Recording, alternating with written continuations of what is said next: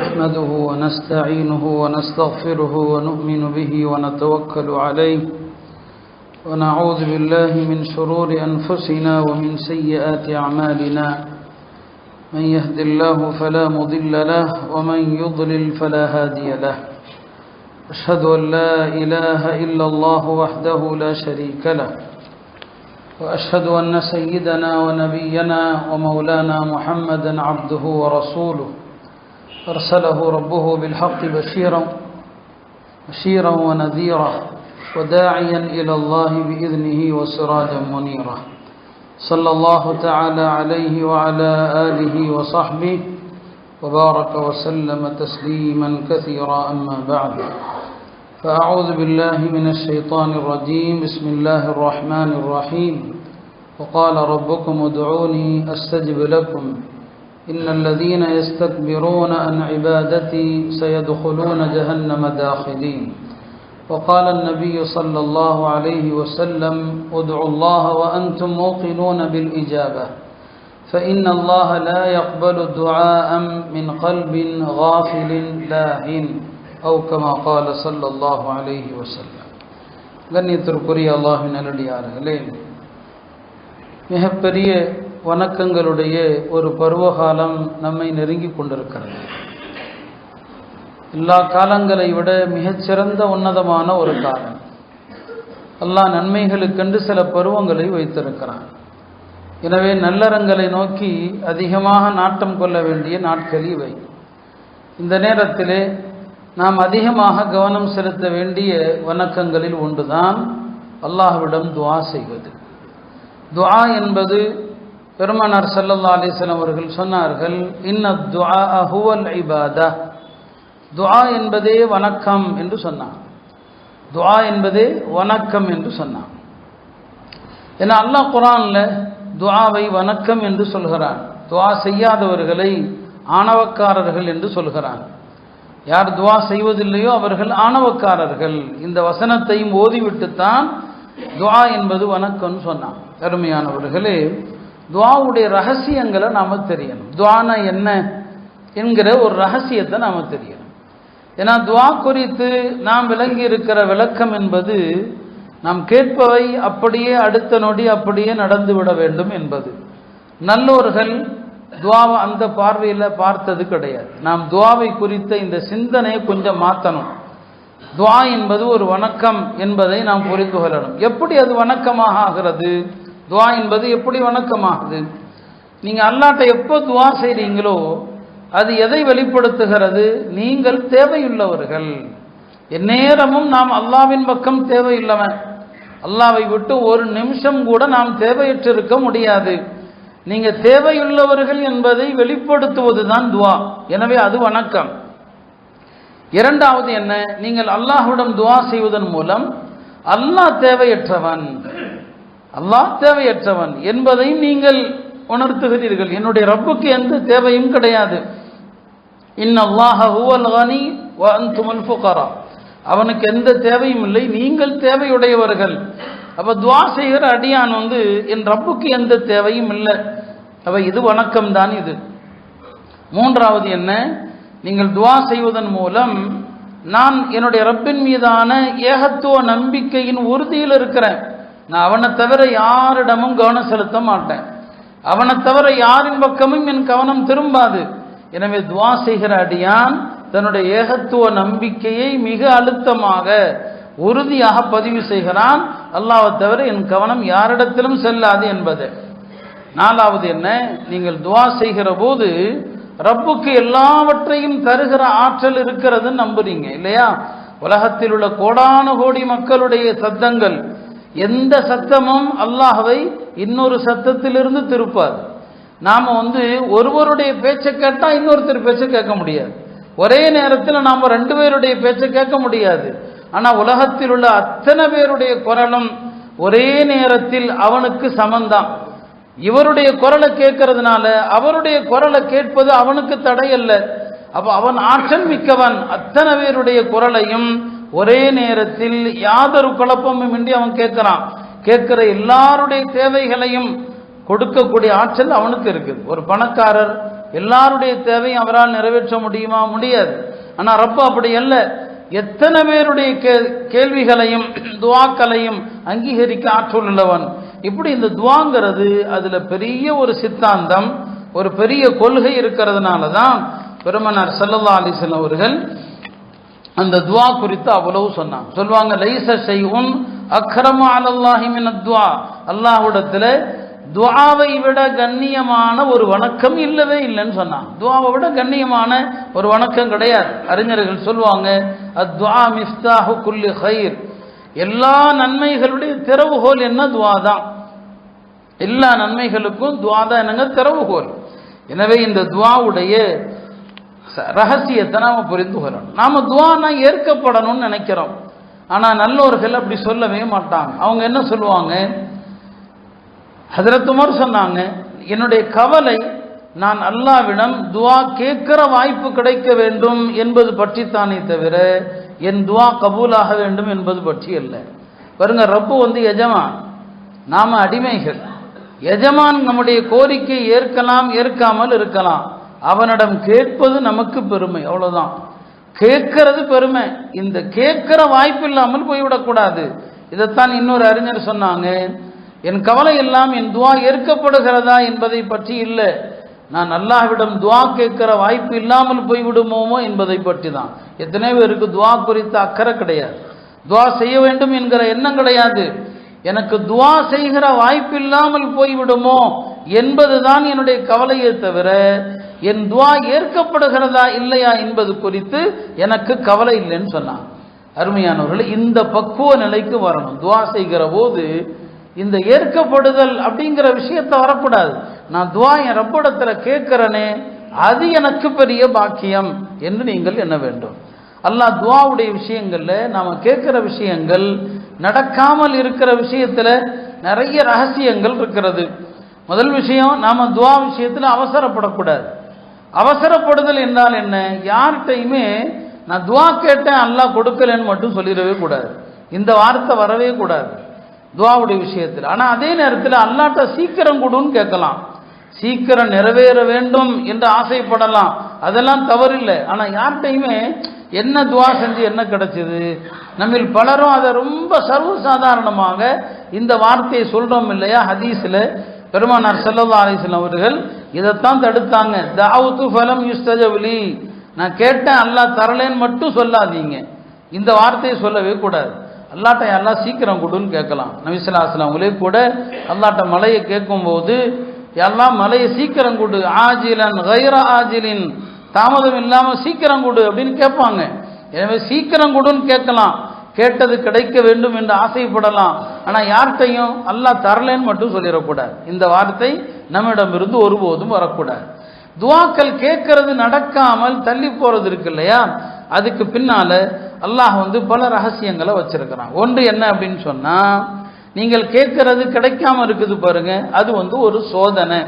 அல்லாஹ் அடியானை எப்படினாலும் சோதிப்பான். நோய்களால சோதிப்பான், கெட்ட மனைவியால சோதிப்பான், கெட்ட நண்பர்களால சோதிப்பான்.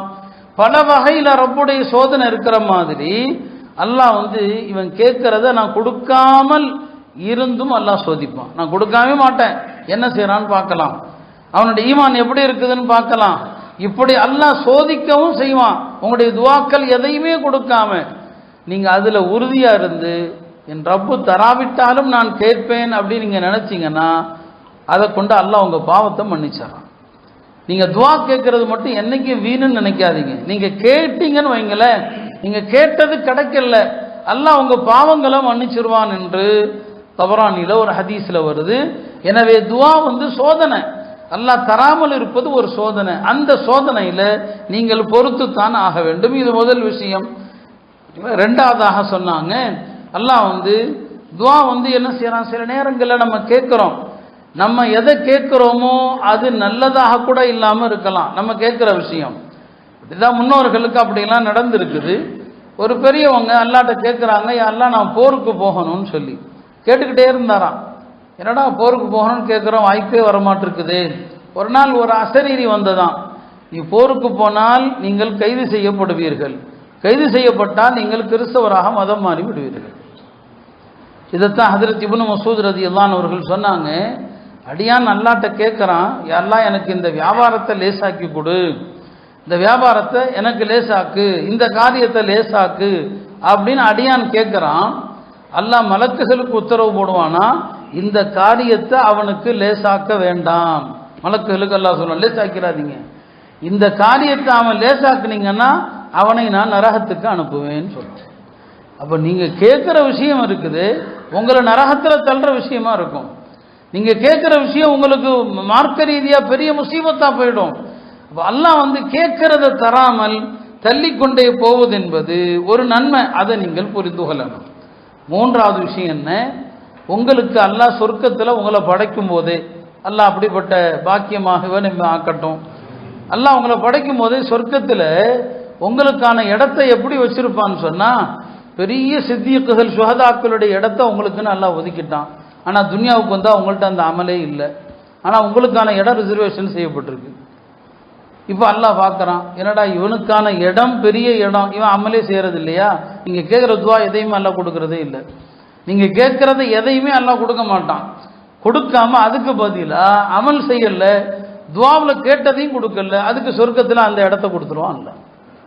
சொர்க்கத்தில் உங்களுக்குன்னு இப்போ துவாவில் எவ்வளோ பெரிய ரகசியம் இருக்கு பாருங்க. இதை புரியாமல் நாம் பேசுகிறோம், என்னங்க கேட்டு கிடைக்கலன்னு எவ்வளோ பேர் நம்ம சொல்கிறோம். அப்போ சொர்க்கத்தில் உங்களுக்கான அந்த உயர்ந்த அமல் இந்த துவாவை கொடுக்காம தான் கிடைக்கணும்னு சொன்னால் நீங்கள் கேட்குற எதுவுமே கிடைக்காது. ஆனால் அதுக்கு பதிலாக சொர்க்கத்தில் உங்களுக்கான அந்த இடம் கிடைக்கும்.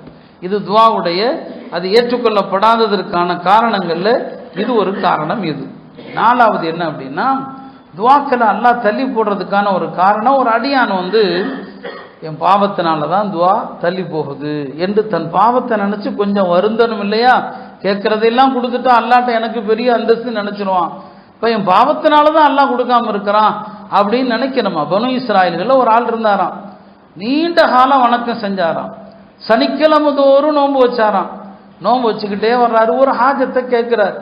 ரொம்ப வருஷமாக வணக்கம், ரொம்ப வருஷமாக நோன்பு, அந்த ஹாஜத்து கிடைக்காமே இருக்குது. ஒரு நாள் ரொம்ப கைசேதப்பட்டு சொன்னாராம், தன்னை பார்த்து, உன்ட எந்த நன்மையும் இல்லைப்பா, எந்த நன்மை இல்லாதனால தான் உன்னுடைய கோரிக்கை அல்லாஹ் ஏற்காமல் இருக்கிறான். தன்னை நிந்திக்கிட்டார், அல்லாஹ் தரலன்னு கோவப்படலை, உன்ட எந்த நன்மையும் இல்லை அப்படின்னு சொல்கிறார். உடனே ஒரு மலக்கு வர்றாராம், சொன்னாராம், இப்போ நீ சொன்ன பாரு, உன்னிடம் எந்த வணக்கு நன்மையும் இல்லைன்னு சொன்ன பத்தியா, இந்த ஒரு வார்த்தை அல்லாட்ட எவ்வளவு பிரியமானதாக ஆயிடுச்சுன்னா, இத்தனை வருஷம் நீ செஞ்ச வணக்கத்தை விட அல்லாஹ் நீ செஞ்சது, நீ கேட்ட தேவையை கொடுத்துட்டான் அப்படின்னு கொடுத்துட்டு போயிட்டார். ஒரு வார்த்தை தான். அப்போ துவா நமக்கு கபூல் ஆகாமல் இருக்குதுன்னா அடியான் தன்னை நிந்திக்கணும், நான் செஞ்ச பாவம் தாங்க, நான் ஏதோ தப்பு பண்ணுறேன். இந்த ஒரு வார்த்தை அல்லாஹ்வை எவ்வளோ சந்தோஷப்படுத்திருச்சு. நீ இத்தனை வருஷமாக செஞ்ச வணக்கம்லாம் அல்லாட்ட பெருசு இல்லை, நான் ஒன்றுமே இல்லைன்னு சொன்ன பாரு, இது அல்லாஹ்வுக்கு பிடிச்சி போச்சு, அல்லாஹ் அவருடைய துவாவை கபூல் செஞ்சுட்டான். ஆக துவா தள்ளி போகிறதுல இப்படி ஒரு ரகசியம் என்னங்க இருக்கிறது. ஐந்தாவது விஷயமாக சொன்னாங்க, துவாக்கள் தள்ளி போகிறதுக்கான காரணம் நாம் அல்லாட்ட கேட்கறதுல உள்ள பலவீனம் இல்லையா. உலகத்தில் கூட ஒரு அமைச்சருக்கோ ஒரு முதல்வருக்கோ பிரதமருக்கோ ஒரு கோரிக்கை வைக்கிறதுக்குன்னு ஒரு அதவு இருக்குதா இல்லையா. ரப்புல் ஆலமீன் அவன் அஹ்கமுல் ஹாக்கிமீன், அவனுடைய ஞானம் என்ன, அவனுடைய உயர்வை நம்முடைய வார்த்தையால் புகழ முடியுமா என்ன. அந்த ரப்புக்கு முன்னால் நீங்கள் எப்படிங்க துவா செய்யணும்.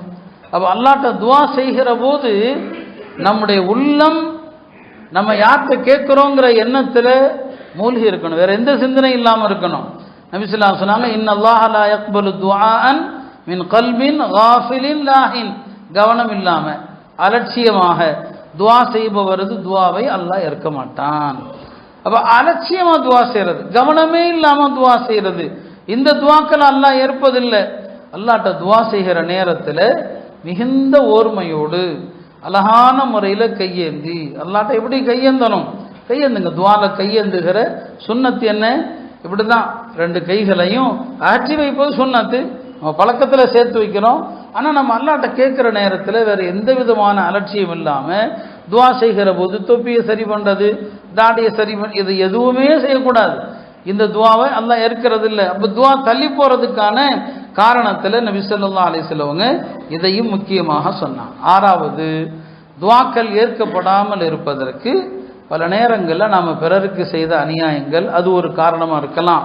எனவே நம்ம அநியாயம் யாருக்கு செஞ்சாலும் பாதிப்பு, அவங்கள்ட்ட மன்னிப்பு கேட்கணும். யாரை பற்றியாவது தரக்குறைவாக பேசியிருக்கலாம், அடுத்தவருடைய கௌரவத்தை. ஹராமான உணவுகள், ஆடைகள், இதெல்லாம் துவா தள்ளி போகிறதுக்கான பெரிய காரணங்கள் ஒன்று. முடிந்த வரைக்கும் பேணுதலை கடைபிடிக்கணும். நாம் இன்றைக்கு வாழுகிற சூழ்நிலையில் பியூர் ஹலால் அரிதாகி போன காலம்தான். முடிந்த வரைக்கும் சாப்பிடுகிற உணவுகள் எல்லா ஹோட்டல்லையும் போய் சாப்பிடாதீங்க. ஹோட்டல் சாப்பாடே முதல்ல ஒரு அடியானுடைய பேணுதலை குறைக்கிறதுல முதல் அம்சம் ஹோட்டல் சாப்பாடு தான். அது பேணுதலே கிடையாது. அந்த காலத்தில் உலமாக்களுக்கு சொல்லக்கூடிய பாடத்தில் சொல்லுவாங்க, ஹோட்டலில் சாப்பிடக்கூடாது. ஒரு ஆலிம்சா ஹோட்டலில் சாப்பிட்டா அவர் ஏற்க தகுந்த ஆலிம் இல்லைன்னு சொல்லிடுவாங்க. ஹோட்டலில் சாப்பிடவே கூடாது. பயணத்தில் சாப்பிட்றோம் வேற விஷயம், ஹோட்டலில் சாப்பிட்றது பழக்கமாக்கக்கூடாது. அதிலும் குறிப்பாக நான்வெஜ் போய் என்ன செய்யக்கூடாது, எல்லா ஹோட்டல்லையும் சாப்பிட்றது, பேணுதல் இல்லாமல் சாப்பிட்றது, போய் KFC சாப்பிட்றது எல்லாம் அது ஹலால் ஹலால் 1000 சொல்லலாங்க. ஆனால் இது எல்லாமே பேணுதலற்றவை, அதில் பலதும் ஹராமானவை. இந்த ஹராமை சாப்பிட்டு கொண்டு நம்ம அல்லாட்ட துவா செய்து எப்படி அந்த துவாக்கள் கபூல் ஆகும்? அப்போ துவா நிராகரிக்கப்படுவதற்கான காரணங்களை உண்டு பேணுதலற்ற உணவுகள். எனவே உணவுகளில் தூய்மையானதை சாப்பிடுங்க, பேணுதலற்றதை தயவு செஞ்சு ஒதுக்கிடுங்க. 7வது ஒரு விஷயம்தான், அல்லாஹ் சில அடியானுடைய துவாவை திட்டமிட்டே அல்லாஹ் தள்ளி போடுறான். அடியான் அல்லாட்ட கேட்பானா, அப்போ ஜிப்ரீல் அலைஹிஸ்ஸலாமுக்கு அல்லாஹ் சொல்லுவானா, ஜிப்ரீல் அவருடைய கோரிக்கையை பரிசீலனையே செய்ய வேண்டான்னு சொல்லுவானா. ஜிப்ரீல் கேட்பாங்க, அல்லாஹ் ஏன் அவர் எவ்வளோ காலமாக கேட்குறாரு? இல்லை அவருடைய குரலை நான் கேட்டுக்கிட்டே இருக்கணும்னு விரும்புகிறேன், அவருடைய குரலை நான் கேட்கணும்னு ஆசைப்பட்றேன். நான் கொடுத்துட்டா நிறுத்திடுவார், நான் அவர் குரலை கேட்கணும். அதனால் அவர் கேட்குற கோரிக்கைகளை அப்படியே தள்ளி போடுங்கன்னு அல்லாஹ் சொல்கிறான். இது அல்லாஹ் மீதான இல்லையா? அல்லாஹ் உங்களை நேசிக்கிறான், நாம் அல்லாஹ் நேசிக்கிறது ஒன்று இருக்குது. அல்லாஹ் சில அடியார்களை நேசிக்கிறான், அந்த அடியார்களது குரலை அல்லாஹ் கேட்கணும்னு நினைக்கிறான்.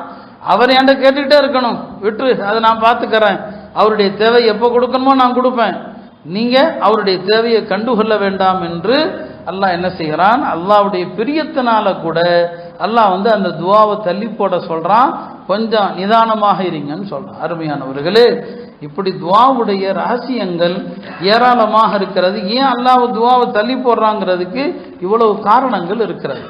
அருமையானவர்களே, துவா நம்ம விருப்பம் என்ன? நம்ம என்னதான் இந்த ரகசியங்களை தெரிந்தாலுமே கூட என்னுடைய விருப்பம் அதான், உங்களுடைய விருப்பம் அதான், நம்ம அல்லாட்ட கேட்கறது நடந்துராதா என்று ஆசைப்படுறதுல தப்பு இல்லை. ஆனால் துவா கிடைக்காம போறதுக்கான காரணத்தை விளங்கி கொள்ளணும். ஏன் கிடைக்கல இதெல்லாம் விளங்குனா நம்ம கேட்டுக்கிட்டே இருப்போம். கேட்கறதுல தயவு செஞ்சு என்ன செய்யக்கூடாது, சங்கடப்படக்கூடாது. அப்போ துவா நம்ம கேட்கறது நடக்கணும்னு ஆசைப்படுறோம். அல்லாஹ் சில சந்தர்ப்பங்களை வச்சிருக்கிறான். அல்லாட்ட எப்போதுனாலும் கேட்கலாம், காலையில் மாலையில் இரவுல எப்போனாலும் கேட்கலாம். சில நேரங்கள் விசேஷமான தருணங்கள், அந்த தருணங்களில் ரொம்ப கவனமாக அல்லாட்ட கேளுங்க, அந்த வாய்ப்புகளை விட்டுறாதீங்க. அதில் ஒரு முக்கியமான முதலிடம் என்ன? நபி ஸல்லல்லாஹு அலைஹி வஸல்லம் சொல்லுவாங்க, இரவுனுடைய கடைசி பகுதி. இரவுனுடைய கடைசி பகுதினா எது? இரவு 3ஆ பிரிங்க. நாளையில் மக்ரிபிலிருந்து ஃபஜ்ர் வரைக்கும் உள்ள நேரம் இன்றைய காலத்தில் 3ஆ பிரிச்சிங்கன்னா ஒரு 10.5 மணி நேரம் வருது. அதில் கடைசி 3வது பகுதி ஒரு 2 மணியிலிருந்து ஆரம்பிக்குது. அந்த கடைசி பகுதி இருக்குல்ல, 2 மணியிலிருந்து ஃபஜ்ர் பாங்கு சொல்கிற வரைக்கும் உள்ள அந்த ஒரு நேரம் இருக்கு இல்லையா, இந்த கடைசி பகுதி தான். ஒவ்வொரு நாளும் அல்லாஹ் வானத்துக்கு இறங்கி வர்றான், முதல் வானத்துக்கு வர்றான், கேட்குறான், யாராவது துவா செய்கிறவங்க இருக்கிறீங்களான்னு கேட்குறான், யாராவது என்னிடம் தேவைகளை கேட்குறவங்க இருக்கிறீங்களான்னு கேட்குறான், பாவ மன்னிப்பு தேடுவோர் உண்டான்னு கேட்குறான். ஒவ்வொரு நாளும் ரப்பு வர்றான். நாம் தினசரி அந்த வாய்ப்பை எவ்வளவு தவற விடுகிறோம் யோசிச்சு பாருங்க. அவன் இறங்கி கேட்குறான், நான் தர தயாராக இருக்கிறேன்னு சொல்லி. அப்போ கடைசி அந்த 3இல் ஒரு பகுதி இருக்கு இல்லையா, அது துவா ஏற்றுக்கொள்ளப்படுகிற நேரம். அந்த நேரத்தில் அல்லாஹ்விடத்தில் துவா செய்து பழகுங்கள். குறைஞ்சது ஃபஜ்ர் பாங்குக்கு சில மணித்துளிகள் முன்பாவது எழுந்து கொஞ்சம் அல்லாஹ்ட்ட துவா செய்யுங்க. 2 ரக்காத் தொழுது துவா செய்யுங்க, அது துவா கபூல் ஆகிற நேரம். 2வது என்ன? தொழுகைக்கு பிந்தைய நேரம், தொழுகைக்கு பிறகு. இதை பல ஹதீஸுகளில் நபி ஸல்லல்லாஹு அலைஹி வஸல்லம் அவங்க சொல்லுவாங்க, தொழுகைக்கு பின்னால் துவா ஏற்கப்படுது. தொழுகைக்கு பின்னால் என்பதற்கு 2 அர்த்தம் இருக்குது. ஒன்று, அத்தஹியாத்துடைய இருப்பு கடைசி சலாம் கொடுக்கறதுக்கும் முன்னால் அதுலேயும் துவா ஏற்கப்படும். ஆனால் அதில் துவா செய்வதற்கு ஹதீஸில் வந்த துவாக்கள், அதை தூய அரபியில் தெரிந்தவங்க தான் அங்கே கேட்க முடியும். மார்க்கம் எல்லாருக்கும் வாய்ப்பு கொடுக்குற மார்க்கம் இல்லையா? அங்கே துவா செய்ய வாய்ப்பு இல்லாதவர்களுக்கு சலாம் கொடுத்த பிறகு துவா செய்கிறது. அது ஃபர்தான தொழுகையாக இருந்தாலும் சரிதான், நஃபிலான தொழுகையாக இருந்தாலும் சரிதான். ஒரு 2 ரக்காத்து தொழுதுட்டு நீங்கள் அல்லாட்ட கையை தூக்குனீங்கன்னு சொன்னால் அந்த துவாவை அல்லாஹ் வெறுங்கையாக அனுப்புறதே கிடையாது. ஃபர்துக்கு பிறகு ரொம்ப விசேஷம். ஃபர்தான தொழுகைக்கு பிறகு சுருக்கமாகவாவது துவா செய்யணும். துவாவை ஃபர்துக்கு பிறகு விட்டுறக்கூடாது. இது துவா ஏற்கப்படுகிற நேரம். அடுத்து 3வது என்ன? அதானுடைய நேரம், பாங்கு சொல்லப்படுகிற நேரம். பாங்கு சொல்லும்போது பாங்குக்கெல்லாம் பதில் சொல்லணும் அப்படின்னு நீங்கள் நினைக்கலாம். பாங்கு சொல்ல ஆரம்பிக்கிற நேரத்தில் உங்கள் தேவையை சுருக்கமாக அல்லாட்ட கேளுங்க, அப்புறம் பாங்குக்கு பதில் சொல்லுங்க. பாங்கு அல்லாஹ் அக்பர் ஆரம்பிக்கிற நேரத்தில் துவா செய்யுங்க. அதே போல தான் இகாமத்துடைய நேரம். பல கவலையோடு வரக்கூடியவர்களுக்கெல்லாம் நாம் இந்த விஷயத்தை தான் சொல்கிறது. ஹதீஸில் வந்து இருக்கு, துவாவுடைய இகாமத்துடைய நேரம் இருக்கு இல்லையா? முஅத்தின் இகாமத் சொல்கிறாரா, அந்த நேரத்தில் நீங்கள் சஃபரா ஏன் சும்மா நிற்கிறீங்க? உங்கள் தேவைகளை கேட்டு பாருங்கள். வாழ்க்கையில் அது எவ்வளவு தூரம் ஏற்கப்படும் என்று. மழை இறங்குற நேரத்தில் அல்லாஹ் துவாவை கபூல் செய்கிறான்னு சொன்னாங்க. ஜும்மாவுடைய நாள், வாரந்தோறும் நாம் இந்த நாளை பெறுகிறோம். ஜும்மாவுடைய நாளில் துவா ஏற்கப்படுகிற நேரம் இருக்குது. அந்த நேரம் வந்து ஹுத்பாவை ஆரம்பித்து சலாம் கொடுத்து முடிக்கிறதுக்கு முன்னால் ஏதோ ஒரு நேரம், அது மெம்பரில் ஏறியதிலிருந்து சலாம் கொடுக்குற வரைக்கும் அது எந்த நேரமாக இருக்கலாம்? ஒரு சின்ன இடைவெளி கிடைக்கும் போதெல்லாம் துவா செஞ்சிடணும். அது ஹதீஸில் அப்படி தான் வருது. ஹத்தீப் மேலே ஏறி சலாம் கொடுக்குற வரைக்கும் அவர் மேலே ஏறுகிற நேரமாக இருக்கலாம். அந்த மேலே ஏறுகிற நேரத்தில் இங்கே பல பேர் சொர்க்கத்துக்கு ஏறி இருப்பாங்க. ஹத்தீப் சாப் மேலே ஏறுற நேரத்தில் பலர் ஆழ்ந்த உறக்கத்தில் இருப்பா. அந்த நேரத்தை நம்ம தவற விடுறோம். கைசியே தான் அது. அந்த நேரத்தில் துவா செய்யுங்க இல்லையா? ஹத்தீப் 2 ஹுத்பாவுக்கு மத்தியில் உட்கார்றாரு பாருங்க, அப்போ துவா செய்யுங்க. இன்னும் சொல்ல போனால் சில அறிஞர்கள் சொல்கிறாங்க, ஹத்தீப் ஹுத்பாவில் வாக்கியங்களை நிறுத்தி ஓதும் போது இடையில் அவர் நிறுத்துகிற இடங்களில் துவா செய்யுங்க. அது துவா கபூல் ஆகிற இடமா இருக்கலாம். ஹுத்பா முடிந்து கீழே இறங்குகிற நேரம் இருக்கு இல்லையா, அது துவா ஏற்றுக்கொள்ளப்படுகிற நேரமாக இருக்கலாம். தொழுக ஆரம்பிக்கிற நேரம், இப்படி அந்த முழு நேரத்தில் எந்த நேரம் துவாவுடைய நேரம் தெரியாது. அந்த நேரத்தில் கவனமாக இருங்க. ஜும்மா அன்னைக்கு தூங்கக்கூடாது, அது ரொம்ப கெட்ட விஷயம். ஜும்மா தொழுகைக்கான நன்மை விஷயத்தில் ஹதீஸுகள் எப்படி வருது? தூங்காமல் இருக்க வேண்டும் வருது, தூங்கினா நன்மை கிடையாதுன்னு வருது. அதனால தான் ஜும்மாவுக்கு முன்னால் வீட்டில் கொஞ்சம் ரெஸ்ட் எடுத்துக்கொண்டு ஜும்மாவுக்கு வரணும். அப்போ இந்த துவாவுடைய நேரங்களை நாம் தவற விடுறோம். ஜும்மா அன்னைக்கு அசருக்கு பிறகு மகரிப் பாங்குக்கு ஒரு 1/4 மணி நேரத்துக்கு முன்னால் பள்ளிக்கு வாங்க, துவா செஞ்சு பாருங்க. அது வாரத்தில் ஒரு நாள் கிடைக்கிற அற்புதமான வாய்ப்பு, துவாவுடைய நேரம். அடுத்து என்ன? ரமலானுடைய மாதம் முழுவதுமே துவாவுடைய காலங்க. நோன்பு திறக்கிற நேரம் மட்டும் அல்ல, ரமலானுடைய காலம் முழுவதும் துவாவுடைய காலம்தான். அந்த ரமலான் நமக்கு அருகில் வருகிறது. அல்லாஹ் அதை அடைகிற பாக்கியத்தை தரட்டும். ரமலான் மிக அற்புதமான ஒரு வாய்ப்பு. அது வாழ்க்கையில் ஒரு ரமலான் கிடைப்பது என்பது சாதாரணம் அல்ல, சாதாரணம் கிடையாது. 2 சஹாபாக்கள் குறித்து ஒரு ஹதீஸ் நான் முன்பே சொல்லியிருப்பேன். மதீனாவுக்கு இருவரும் வந்தாங்க. ஒருவர் போரில் ஷஹீதா போயிட்டாரு, இன்னொருத்தர் 1 வருஷம் கழித்து சாதாரணமாக இயற்கையாக மூத்தா போயிட்டாரு. அப்போ சஹாபாக்கள்கிட்ட நபி ஸல்லல்லாஹு அலைஹி வஸல்லம் கேட்பாங்க இந்த 2 பேரை பற்றி. அப்போ மக்கள்லாம் சொல்லுவாங்க, முதல்ல வந்தவர் அவர் ஷஹீதானார், 2ஆவதாக உள்ளவர் சாதாரணமாக மூத்தா போயிட்டார். மக்கள் அதை லேசாக சொன்னாங்க. நபி ஸல்லல்லாஹு அலைஹி வஸல்லம் அவர்கள் அந்த தோழர்களை பார்த்து கேட்டாங்க, எப்போ அந்த 2ஆவது மூத்தானவர் உங்கள் பார்வையில் லேசானவர்னு நினச்சிட்டிங்களா? அவருக்கு முந்தையவர் 1 வருஷத்துக்கு முன்னால் மூத்தா போயிட்டார், இவர் 1 வருஷத்துக்கு பின்னால் மூத்தா இருக்கிறார். இவருக்கு ஒரு ரமதான் கூட கிடச்சிருக்குது, ஒரு ரமதான் இவருக்கு கூடுதலாக கிடச்சிருக்குது. அந்த ரமதானில் அவர் செய்த அமல் மூலம் அவர் ஷஹீதானார்ல, அந்த இடத்த இவர் பிடிச்சிட்டாருன்னாங்க. இப்போ வாழ்க்கையில் ஒரு ரமதான் நமக்கு கிடைப்பதானது எவ்வளோ பெரிய பாக்கியங்க. அதனால தான் ரமதானுடைய அமல்களுக்கு நிகராக எதுவுமே இல்லை. ரமதானில் ஒரு உம்ரா செஞ்சால் தஅதீலு ஹஜ்ஜதன், அது ஹஜ்ஜுக்கு நிகரானதுன்னு சொன்னாங்க. ஒரு ஹதீஸில் என்னோடு ஹஜ்ஜி செய்த நன்மை என்று ரசூல் ஸல்லல்லாஹு அலைஹி வஸல்லம் அவங்க கூட ஹஜ்ஜி செஞ்ச நன்மைன்னு சொன்னாங்க. அத்தகைய வாய்ப்பு தான் ரமதான் முழுவதுமே துவாவுடைய காலம், அதை வீணாக்கிடாதீங்க. இப்படி அதே மாதிரி தான் துவா ஏற்றுக்கொள்ளப்படுகிறதுல ஒன்று தான் பயணங்கள். நீங்கள்லாம் அதிகமாக பயணம் செய்கிறவங்க, பயணத்தில் துவா கபூல் ஆகும். முசாஃபிருடைய துவா கபூல் ஆகும். சொன்னாங்க தலாது தாவாத்தின் லா துரத்து, 3 பேருடைய துவா மறுக்கப்படுவதில்லை. தாவத்துல் வாலித், பெற்றோர் தந்தை பிள்ளைகளுக்காக செய்கிற துவா. தாவத்து சாயிம், நோன்பாளியின் துவா. தாவத்துல் முசாஃபிர், பயணியின் துவா. பயணத்தில் கேட்குற துவாக்கள் கபூல் ஆகும் என்று உலமாக்கள் சொன்னாங்க. அருமையானவர்களே, துவாவுடைய விஷயத்தில் நாம் இவ்வளவு விஷயங்களை சொல்கிறோம். இந்த விஷயங்கள் நம்முடைய வாழ்க்கையில் வரணும். அதில் முக்கியமாக ஒன்றை சொல்லிக்கொள்கிறேன். துவா ஏற்கப்படணும் என்று தான் நம்ம எல்லாருமே ஆசைப்படுறோம் இல்லையா? துவா ஏற்கப்படணும்னு ஆசைப்படுற நீங்கள் அல்லாஹ்வுடைய எல்லா விதியையும் பொருந்தி கொள்ளணும். அல்லாஹ்வுடைய எல்லா விதியையும் பொருந்தி கொள்ளணும். அதனால தான் சில பெரியவர்கள் கேட்டாங்க, எப்பா அல்லாஹ்வுடைய எல்லா முடிவுகளை நீ பொருந்தி கொள்வது இல்லை, ஆனால் அல்லாஹ் ஒன்றை பொருந்தி கொள்ளணும்னு நீ துவா கேட்டுட்டு இருக்கிற. அல்லாஹ்வுடைய முடிவுகளை நீ பொருந்தாமல் அவன் உன்னை பொருந்தி கொள்ள வேண்டும் என்று நீ எப்படி எண்ணுகிறாய்? இப்போ துவா ஏற்கப்படுவதற்கான காரணங்கள்ல ஒன்று, ரப்பு என்ன நினைக்கிறானோ அதை நான் பொருந்தி கொள்வேன். ஒரு பெரியார் சொன்னாங்க, 40 வருஷமாக அல்லாஹ் என்னை எந்த நிலையில வச்சானோ அதை நான் வெறுத்ததும் இல்லை, ஒரு நிலையிலிருந்து இன்னொரு நிலைக்கு மாற்றினாலும் நான் அதிருப்தி அடைஞ்சதும் இல்லை. என்ன ரப்பு நாடுகிறானோ அதான், அதனால அல்லாஹ் கேட்டதை எல்லாம் கொடுத்து விடுகிறான் என்று.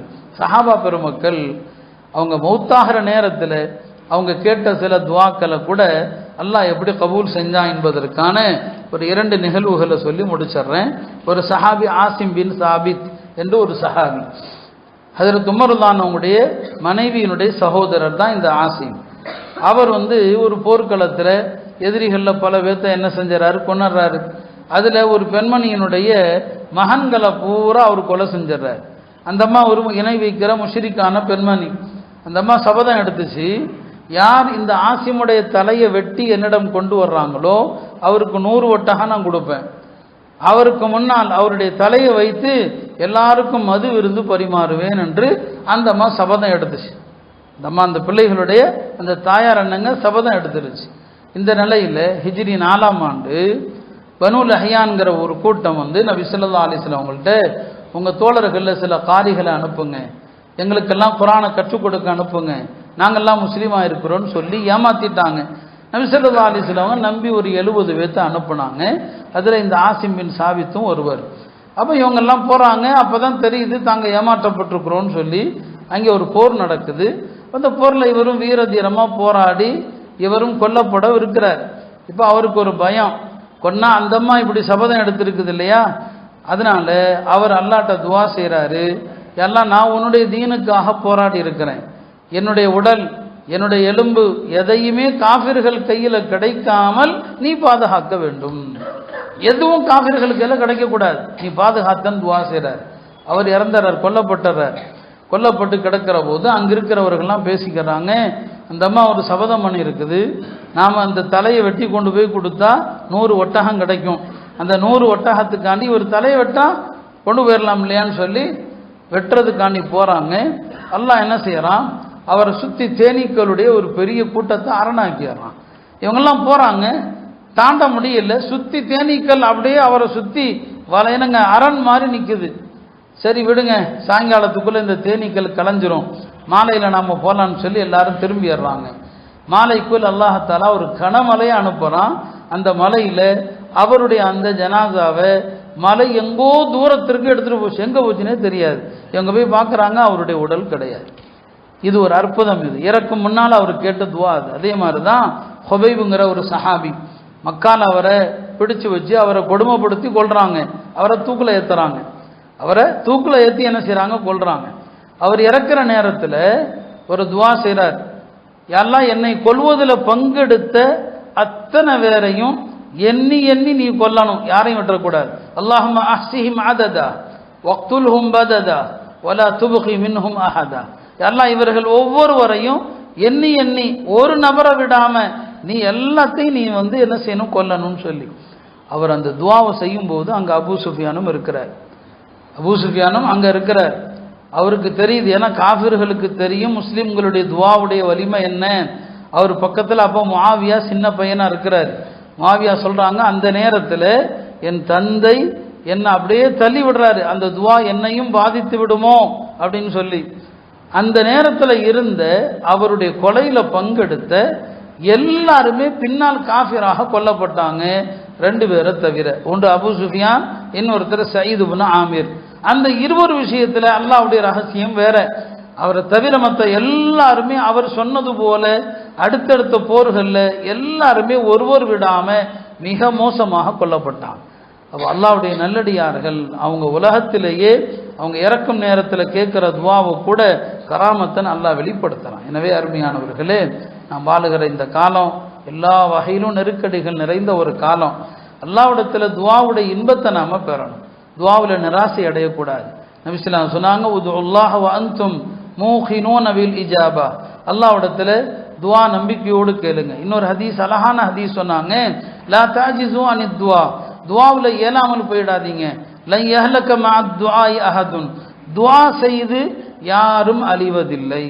எனவே 2 விஷயம் மனசில் வச்சுக்கோங்க. ரப்பு எஜமான், அவனிடத்துல கேட்பதே நமக்கு பெருமை. அவன் கொடுத்தாலும் கொடுக்காவிட்டாலும் கேட்கறது பெருமை. துவா செய்யும் போது இந்த எண்ணத்தில் மட்டும் செய்யுங்க, நான் அவன்கிட்ட கேட்கிறேனே அதுவே எனக்கு பெருமை. 2வது, துவா செய்பவர் ஒரு நாளும் அழிந்து போக மாட்டார். இந்த 2 அடிப்படையோடு அல்லாஹ்விடத்தில் கையேந்தினால் நமது கோரிக்கைகள் யாவற்றையும் அல்லாஹ் நிறைவேற்றுகிறான். எல்லாம் அல்ல அல்லாஹ் சங்கை மிகு ரமதானை உடல் நலத்தோடு நல்லறங்கள் செய்கிற வாய்ப்போடு அடைய செய்வானாக. அந்த ரமதானில் எந்தவித வீண் செயல்களும் இல்லாமல் நல்லோர்கள் ரமதானை கழித்தது போல நம்முடைய ரமதானையும் அல்லாஹ் அமைத்து தருவானாக. வஆகிரு தஅவானா அனில் ஹம்துலில்லாஹி ரப்பில் ஆலமீன்.